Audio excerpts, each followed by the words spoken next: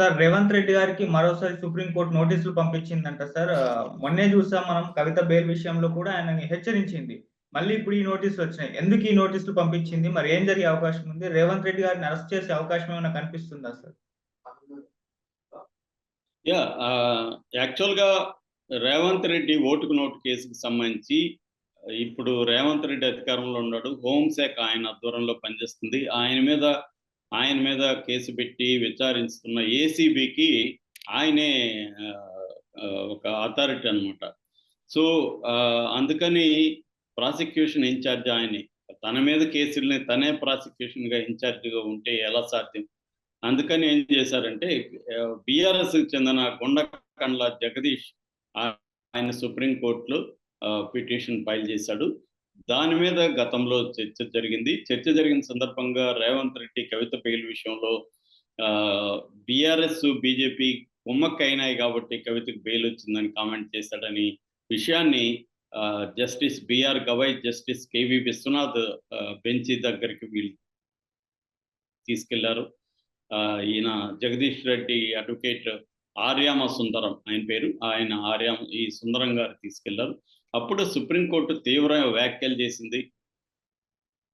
ఇలా ఎలా బాధ్యతారహితంగా ఒక ముఖ్యమంత్రి మాట్లాడతాడు, రాజకీయంగా దాన్ని ఎందుకు చూస్తారు, మేము కేసు మెరిట్స్ని బట్టి బెయిల్ ఇచ్చాము కవితకి అనేది కూడా సుప్రీంకోర్టు చెప్పింది. దాని తర్వాత 29వ తేదీన రేవంత్ రెడ్డి విచారణ వ్యక్తం చేస్తున్నాను అంటే రిగ్రీట్, క్షమాపణ అడగలేదు కానీ నేను విచారిస్తున్నాను, నా వాక్యాల్ని తప్పుగా ఇచ్చేశారు అనేది ఆయన ఇచ్చాడు. దాని తర్వాత ఏమైందంటే ఇంటర్లొక్యూటరీ అప్లికేషన్ అంటారు. ఇంటర్లొక్యూటరీ అప్లికేషన్ అంటే ఆల్రెడీ ఒక కేసు కోర్టులో ఉన్నప్పుడు ఆ కేసుకు సంబంధించి స్పెసిఫిక్గా ఇంకేదన్నా రిక్వెస్ట్ చేయడాన్ని ఇంటర్లొక్యూటరీ అప్లికేషన్ అంటారు. దాన్ని ఈ జగదీశ్వర్ రెడ్డి సుప్రీంకోర్టులో వేశాడు. ఈ సందర్భంగా ఇంటర్లొక్యూటరీ అప్లికేషన్ యొక్క పర్పస్ ఏంటంటే ఇక్కడ రేవంత్ రెడ్డి ఒకటే కాదు, తెలంగాణ కాంగ్రెస్ పార్టీ విపరీతంగా ట్వీట్లు చేసి సోషల్ మీడియాలో కవిత బెయిల్ మీద సుప్రీంకోర్టు దృష్టికి జగదీశ్వర్ రెడ్డి అడ్వకేట్ ఆర్యామ సుందరం ఒక విషయాన్ని తీసుకెళ్లాడు. అదేంటంటే తెలంగాణ కాంగ్రెస్ పార్టీ కొన్ని ట్వీట్లను చేస్తుంది, సుప్రీంకోర్టు తీర్పుని తప్పుపట్టే విధంగా, అంటే బెయిల్ ఇవ్వడాన్ని తప్పుపట్టే విధంగా అని చెప్పారు. అందులో ఒకటి ఏంటంటే కబ్జా కోరులకు ఒక రూలు, సర్కారుకు ఒక రూలు, వాట్ ఈస్ దిస్ అధ్యక్ష అని ఒక ట్వీటు.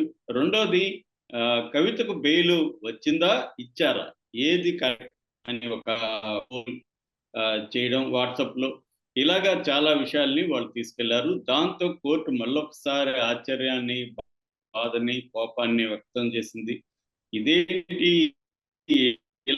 ముకుల్ రోహత్గి గతంలో కవిత బెయిల్ విషయంలో సుప్రీంకోర్టులో వాదించాడు. అదే ముకుల్ రోహత్గి ఇప్పుడేమో రేవంత్ రెడ్డి తరపున ఇక్కడ వారికి చేశాడు.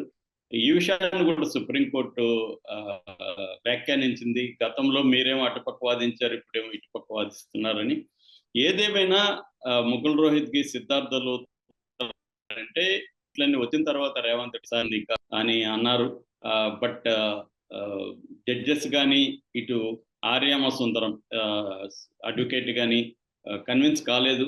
ఖచ్చితంగా వాళ్ళకి నోటీసులు ఇవ్వండి, ఈ స్థాయిలో సుప్రీంకోర్టు తీర్పుని ఓపెన్ ప్లాట్ఫామ్స్లో తప్పుపట్టడం కరెక్ట్ కాదని. అందుకని ఇప్పుడు సోషల్ మీడియా పోస్టులకు సంబంధించి రేవంత్ రెడ్డికి సుప్రీంకోర్టు నోటీసులు ఇష్యూ చేసింది. ఎందుకంటే ఇప్పటి వరకు పిసిసి ప్రెసిడెంట్గా కూడా ఆయనే ఉన్నాడు కాంగ్రెస్కు. సో కాంగ్రెస్ పార్టీ కార్యకర్తలు కావచ్చు, నాయకులు కావచ్చు, పెట్టిన పోస్టులకు కూడా ఆయనే బాధ్యత అవుతాడు. డిలీట్ కూడా చేయకుండా ఉన్నాయి. సో నిజంగా రేవంత్ రెడ్డి విచారణ వ్యక్తం చేస్తే అవన్నిటిని తీసేయాలి కదా, అవన్నీ ఎందుకు పెట్టున్నారు అనేది కూడా ఇక్కడ ఆర్గ్యుమెంట్ వచ్చింది. సో ఇప్పుడు 2 వారాలు టైం అయితే ఇచ్చింది కోర్టు రేవంత్ రెడ్డి సమాధానానికి. ఎందుకంటే ఇక్కడ మనకు తెలుసు వరదల జరుగుతున్నాయి, వరదల నివారణకు సంబంధించి, వరద సహాయక చర్యలకు సంబంధించి రేవంత్ రెడ్డి ప్రభుత్వం ఇన్వాల్వ్ అయింది కాబట్టి 2 వారాల వరకు సుప్రీంకోర్టు గడువు ఇచ్చింది. 2 వారాల తర్వాత రేవంత్ రెడ్డి ఇప్పుడు సమాధానం చెప్పాల్సి ఉంటుంది. దీని మీద రాహుల్ గాంధీ కూడా రేవంత్ రెడ్డి మీద కొంత ఆగ్రహం వ్యక్తం చేశాడని చెప్తున్నారు. సుప్రీంకోర్టు లాంటి ఉన్నత న్యాయ వ్యవస్థల మీద మాట్లాడేటప్పుడు జాగ్రత్తగా మాట్లాడాలని. సో సుప్రీంకోర్టు బెయిల్ ఇచ్చినప్పుడు ఇది రాజకీయంగా బెయిల్ వచ్చింది, మోడీ వల్లనే బెయిల్ వచ్చింది అనే విషయాన్ని ఒక ముఖ్యమంత్రి స్థాయి వ్యక్తి చెప్పడం కరెక్ట్ కాదనేది ఇవాళ ఇదైంది. ఇది దేశవ్యాప్తంగా ఇప్పుడు చర్చకు దారితీస్తుంది అనమాట. సో దీనికి సంబంధించి ఇది కవిత విషయం. ఇక రెండవ ఆస్పెక్ట్ ఏంటంటే ఈ ఓటుకు నోటు కేసుకు సంబంధించి హైకోర్టు నుంచి వేరే కోర్టుకు ట్రాన్స్ఫర్ చేయాలా లేదా. ఫస్ట్ ఏమో సుప్రీంకోర్టు సీరియస్గానే వ్యతిరేకించింది. ఎందుకంటే మా న్యాయ వ్యవస్థని మీరు డౌట్ చేస్తున్నారు అన్నట్టుగా సుప్రీంకోర్టు మాట్లాడింది. అవసరమైతే మీకు ఒక ఇండిపెండెంట్ పబ్లిక్ ప్రాసిక్యూటర్ని మేము పెడతాము అని కూడా సుప్రీంకోర్టు ముందుకు వచ్చింది. బట్ ఇప్పుడు ఈ కవిత విషయంలో రేవంత్ రెడ్డి కావచ్చు, కాంగ్రెస్ కావచ్చు, ఈ రియాక్షన్ చూసినాక సుప్రీంకోర్టు కూడా కొంత మారినట్టుగా కనబడుతుంది. ఈ విచారణని 29వ తేదీకి వాయిదా వేసింది సుప్రీంకోర్టు, ఓటుకు నోటు కేసుకు సంబంధించిన విచారణని.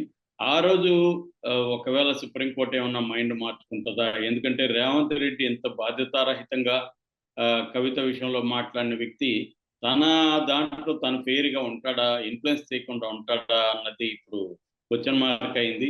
కాబట్టి ఇప్పుడు రేవంత్ రెడ్డికి ఇబ్బందైతే వచ్చే అవకాశం ఉంది ఓటుకు నోటు కేసులో. తన కేసు గాని వీళ్ళు చెప్తున్నట్టు వేరే భూపాల్ లాంటి రాష్ట్రానికి అంటే మధ్యప్రదేశ్‌కి గాని మారిస్తే కాంగ్రెస్ పార్టీ లేని బీజేపీ పరిపాలనలో ఉన్న రాష్ట్రాలకు గాని వెళ్తే అప్పుడు రేవంత్ రెడ్డికి ఇబ్బంది అవుతుంది. ఎందుకంటే ప్రాసిక్యూషన్ ఇన్ఛార్జ్ అక్కడ వేరే వాళ్ళు ఉంటారు.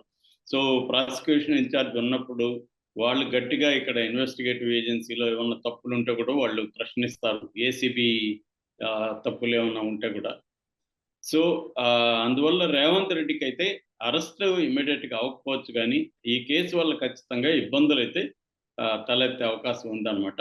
మరి రేవంత్ రెడ్డి దీన్ని ఎలా ఫేస్ చేస్తాడని చూడాలి. ఎందుకంటే చంద్రబాబుకైతే ఈ కేసులో ఊరట లభించింది. చంద్రబాబును కూడా దీంట్లో పెట్టాలని సుప్రీంకోర్టు అన్నప్పటికి కూడా దాన్ని ఆ పిటిషన్‌ని మన ఆళ్ళ రామకృష్ణారెడ్డి వేసిన పిటిషన్ కొట్టేసింది. కానీ రేవంత్ రెడ్డికి మాత్రం ఈ కేసు